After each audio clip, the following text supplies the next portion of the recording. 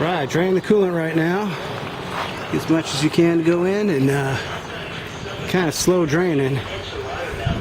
So it's a good time to drink a beer. Why not?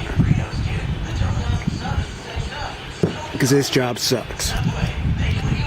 It's actually not terrible, it just does take a long time. I've had to run into town and stuff and go and pick up the kids from school, but I decided just to paint him silver. It's not the exact silver I want, but it's what I had. They look clean, so that looks all right.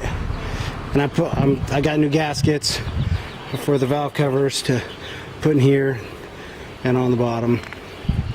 So yeah, this thing's draining so slow, I figured screw it, it's afternoon, it's my day off, I'm gonna drink some beer. Not too much, but enough to take off the edge, try to finish this job today.